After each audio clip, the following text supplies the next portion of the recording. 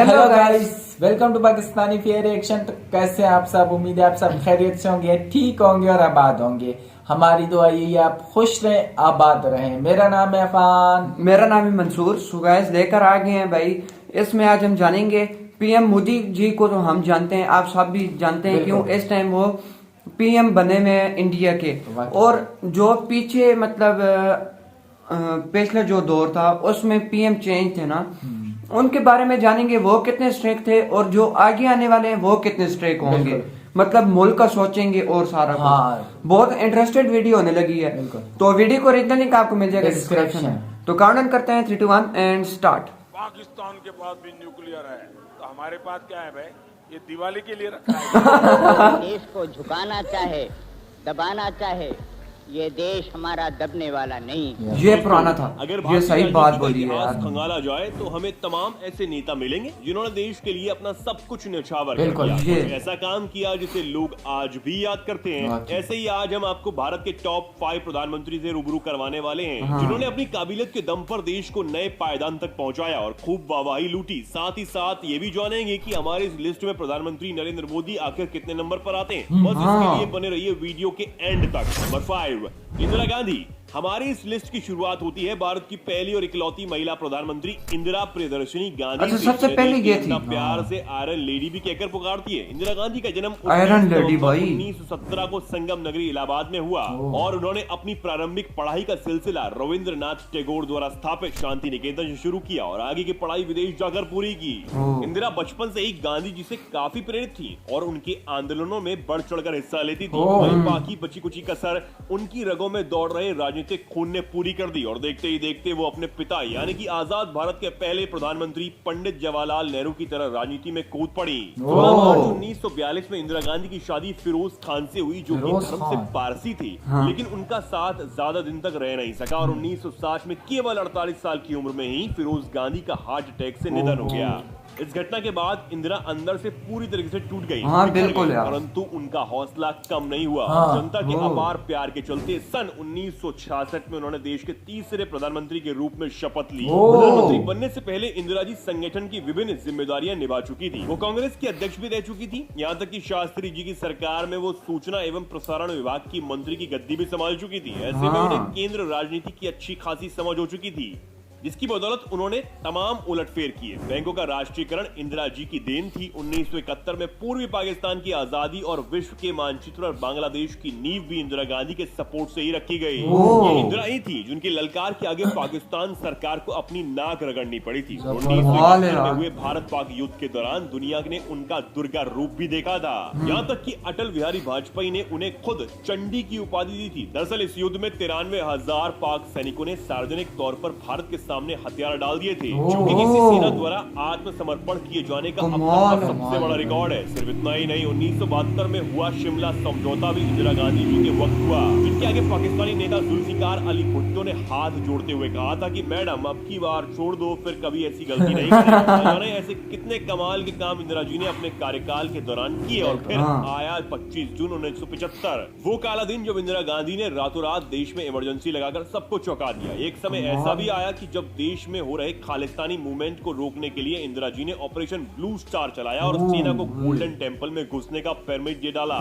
इसका बदला उन्हें खुद के सिख अंगरक्षकों ने लिया और उन्हें 31 अक्टूबर 1984 को सरेआम गोलियों से भून डाला और ये क्यों यार? नेता से वंचित हो गया। नंबर 4, पीवी नरसिम्हा राव जी को भारतीय राजनीति का चाणक्य कहा जाता है। वो विद्वान जिसने अपनी कड़क नीति से देश को बदहाल अर्थव्यवस्था से बाहर निकाला और दुनिया के सबसे बड़ी अर्थव्यवस्था के तौर पर पहचान दिलाई। नरसिम्हा राव जी का जन्म 28 जून 1921 में आंध्र प्रदेश में हुआ और 21 जून सन 1991 में वो भारत के पहले साउथ इंडियन प्रधानमंत्री भी बने। उन्हें father of Indian economics reform भी कहा जाता है। फादर ऑफ पहले पीवी नरसिम्हा राव जी आंध्र प्रदेश के मुख्यमंत्री से लेकर वो देश के गृह मंत्री तक भी रह चुके थे। और जब राजीव गांधी की मृत्यु हुई तो वो कांग्रेस ने उन्हें अपना नेता चुन के प्रधानमंत्री की कुर्सी पर बैठाया। नरसिम्हा राव जी ही थे जिन्होंने डॉक्टर मनमोहन सिंह के साथ मिलकर फिसड्डी पड़ी देश की अर्थव्यवस्था को गिरने से बचाया। देश में लिबरलाइजेशन का ढांचा तैयार किया और एफडीआई को मंजूरी दी और अपनी अद्भुत विदेश नीति की बदौलत नरसिम्हा राव जी ने चाइना और अमेरिका जैसे देशों से भारत के रिश्ते मजबूत किए। हालांकि इन सब के बावजूद उनके चरित्र पर तमाम दाग भी लगे, जैसे सेंट किट्स कांड, हर्षद मेहता कांड और यहाँ तक कि बाबरी मस्जिद का विध्वंस भी नरसिम्हा राव जी के कार्यकाल के दौरान हुआ। लेकिन इन सब के बावजूद नरसिम्हा राव जी ने बड़ी धैर्य से अपना कार्यकाल पूरा किया। दिसंबर 2004 को एम्स में नरसिम्हा राव जी का देहांत हो गया। नंबर 3, लाल बहादुर शास्त्री। लाल बहादुर देश के उस प्रधानमंत्री की जिसकी हाइट भले ही कम थी, लेकिन उसकी शख्सियत के आगे देश विदेश के लंबे कद काठी के नेता भी झुककर करते थे। वो नेता जो अपनी सादगी और सरलता के लिए जाना जाता था, जिसे लाल बहादुर नाम था इनका, प्रधानमंत्री कहा जाता है। जी हाँ, नाम है उनका लाल बहादुर शास्त्री। महात्मा गांधी की तरह 2 अक्टूबर को जन्मे लाल बहादुर शास्त्री भी उनके जैसे साधारण स्वभाव के व्यक्ति ही थे। वो गांधी जी के विचारों से बेहद प्रेरित भी थे। बापू द्वारा गठित ऐसा कोई आंदोलन नहीं था जिसमें शास्त्री जी सम्मिलित न हुए हों। वो गांधी जी के करीबी शुभचिंतकों में से एक थे। जब भारत आजाद हुआ तो शास्त्री जी को उत्तर प्रदेश के पुलिस महकमे का कार्यभार सौंप दिया गया। उन्हें नेहरू सरकार में रेल मंत्री बनाया गया और सन 1961 में देश का गृह मंत्री भी नियुक्त किया गया। अफसोसन 1964 के दौरान जब जवाहरलाल नेहरू की मृत्यु हुई तो देश की बागडोर शास्त्री जी को सौंप दी गई और 9 जून 1964 को उन्हें विधिवत प्रधानमंत्री पद की शपथ भी दिलाई गई। वैसे तो प्रधानमंत्री की गद्दी पाने के बाद तमाम नेताओं के हाव भाव बदलते जाते हैं, लेकिन धरती के इस लाल के स्वभाव में तनिक भी फर्क नहीं पड़ा। यहाँ तक कि वो अपने परिवार का खर्च सरकारी खजाने से नहीं, अपनी खुद की तनख्वाह से चलाते थे। 1965 में जब पाकिस्तान ने भारत पर धोखे से आक्रमण कर दिया तो शास्त्री जी ने उनकी हर ईंट का जवाब पत्थर से ही दिया और उनको घुटनों पर लाकर खड़ा कर दिया। इस छोटे कद के नेता ने कभी भारत का कद झुकने नहीं दिया और जब दुश्मनों ने उन्हें घेरने की कोशिश भी की तो उन्होंने मुंह तोड़ जवाब दिया। शास्त्री जी को पाकिस्तान से लेकर अमेरिका तक बेचारा कहा करते थे। उन्हें वक्त आने पर अपनी बेबाक बहादुरी से सबको हैरान कर दिया। बात चाहे हरित क्रांति की हो या श्वेत क्रांति की या फिर भारत में आई अकाल जैसी परिस्थितियों की, शास्त्री जी ने हर मुश्किल का डटकर सामना किया और देश की जनता को आत्मनिर्भर बनने के लिए प्रेरित किया। साथ ही जय जवान जय किसान का नारा भी दिया। 10 जनवरी 1966 में रशिया के ताशकंद शहर में पाकिस्तान के युद्ध के बाद समझौता करने के 12 घंटे बाद ही शास्त्री जी की दिल का दौरा पड़ने से मौत हो गई। इसे उनके परिवार सहित तमाम लोगों ने रसिया द्वारा दी गई एक सोची समझी साजिश बताया। लेकिन उनकी मौत के 56 साल बाद भी बुद्धि के पर्दे नहीं उठ पाए। बदकिस्मती से इस महान नेता ने मात्र 18 महीने ही देश का नेतृत्व किया, मगर अपने बहुविशाल व्यक्तित्व से शास्त्री जी ने भारत के इतिहास में अलग ही छाप छोड़ दी। नंबर 2, अटल बिहारी वाजपेयी। प्रधानमंत्री और भारत रत्न अटल बिहारी वाजपेयी देश के एकमात्र ऐसे राजनेता थे जो 4 राज्यों के 6 लोकसभा क्षेत्रों की नुमाइंदगी कर चुके थे। देश के महान विभूति अटल बिहारी वाजपेयी जी संसद में अपनी कविताओं के लिए खासा पॉपुलर थे। उनका कहना था कि सत्ता का खेल चलेगा, सरकारें आएंगी जाएंगी, पार्टी बनेगी बिगड़ेगी, लेकिन ये देश रहना चाहिए। देश रहना चाहिए। यही बात है। अटल जी को प्यार से उनको विरोधी राजनीति का आजाद शत्रु भी कहते थे और तो और पूर्व प्रधानमंत्री डॉक्टर मनमोहन सिंह के लिए वो भी एक भीष्म पितामह थे। 25 दिसंबर सन 1924 क्रिसमस के दिन अटल जी का जन्म हुआ। उनके पिता पंडित कृष्ण बिहारी वाजपेयी अध्ययन का काम किया करते थे और बेहतरीन कवि भी थे और पिताजी को देखा देखी अटल जी को भी कविता लिखने का शौक पड़ गया। दिनों से ही अटल जी ने राजनीतिक गतिविधियों में भाग लेना शुरू कर दिया था। इस दौरान वो आरएसएस से भी जुड़े और संघ के शाखा प्रभारी के रूप में कार्य किया। अटल बिहारी वाजपेयी की सन 1942 में राजनीति में उस समय आए जब भारत छोड़ो आंदोलन के दौरान उन्हें गिरफ्तार किया गया और 23 दिनों के लिए वो जेल भी गए। 1957 के टिकट पर वो बलरामपुर संसदीय सीट से लोकसभा पहुंच गए और फिर कभी पीछे मुड़कर नहीं देखा। ये वाजपेयी जी की साधारण शख्सियत थी जिसे देखकर उस वक्त के प्रधानमंत्री पंडित जवाहरलाल नेहरू ने भविष्यवाणी की थी कि वाजपेयी एक दिन देश के प्रधानमंत्री जरूर बनेंगे। सन 1977 में मोरारजी देसाई की नेतृत्व वाली सरकार में अटल जी विदेश मामलों के मंत्री बने और संयुक्त राष्ट्र महासंघ को हिंदी भाषा में संबोधित करने वाले पहले भारतीय नेता भी। इसके बाद सन 1980 में जनता पार्टी में हुई अंतर्कलह के कारण अटल जी ने अपने कुछ पुराने साथियों के साथ मिलकर भारतीय जनता पार्टी का गठन किया और 16 मई 1996 में उन्होंने प्रधानमंत्री की शपथ ली, आखिरकार लेकिन ये सरकार बन सिर्फ गए। 13 बन दिन तक गया। ही चल सकी, जिसके बाद 1988 में वो दोबारा प्रधानमंत्री के पद के लिए चुने गए,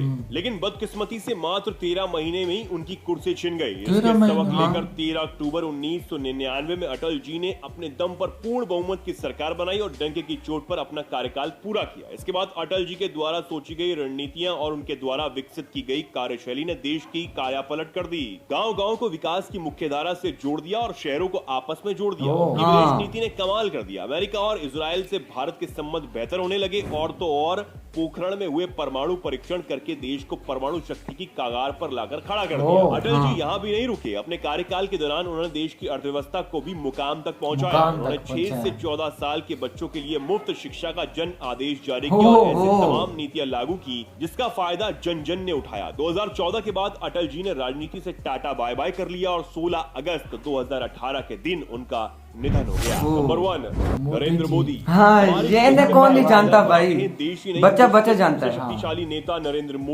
मोदी वो हस्ती है जिसने डूबते भारत को सूर्य का उदय दिया, उसे विश्व के सबसे ताकतवर देशों में शुमार किया और तो और अपनी काबिलियत के बल पर बड़े बड़े देशों को घुटने पर लाकर खड़ा कर दिया। ये नरेंद्र मोदी जी हैं जिनका बदौलत आज भारत विश्व गुरु बनने की कगार पर है। अमेरिका और रूस जैसे तमाम ताकतवर देश हमारे दोस्त हैं और हमारा सम्मान करते हैं। भारत को इस बुलंदियों पर पहुंचाने वाले नरेंद्र मोदी जी का जन्म 17 सितंबर सन 1950 में हुआ और वो बचपन से काफी मेहनती भी थे। पहले वो अपने पिता के साथ चाय के ठेले पर काम किया करते थे और फिर आरएसएस ज्वाइन करके देश सेवा में लग गए। 2001 में मोदी जी ने गुजरात के मुख्यमंत्री के तौर पर शपथ ली और अपने कार्यकाल में गुजरात का आईना ही बदल कर रख दिया और फिर साल 2014 में वो देश के प्रधानमंत्री बन गए और आज तक इस शिखर पर मौजूद हैं। देश की गरीब जनता के लिए मोदी जी ने तमाम कदम उठाए, कभी दुश्मन देशों को आग दिखाई तो कभी देश की जनता के लिए अनगिनत योजनाएं चलाई, जिसमें जनधन योजना, प्रधानमंत्री उज्ज्वला योजना, प्रधानमंत्री मुद्रा योजना, सौभाग्य योजना, बेटी बचाओ बेटी पढ़ाओ योजना के साथ स्वच्छ भारत अभियान जैसे कई लाभदायक कदम शामिल हैं। Make in India all skill India जैसे स्कीम से आज हमारा देश आत्मनिर्भर बनने की कगार पर है। जीएसटी और नोटबंदी जैसे कई बड़े फैसले भी किए, यहाँ तक कि भारत की सैन्य शक्ति का लोहा पूरी दुनिया के सामने मनवाया।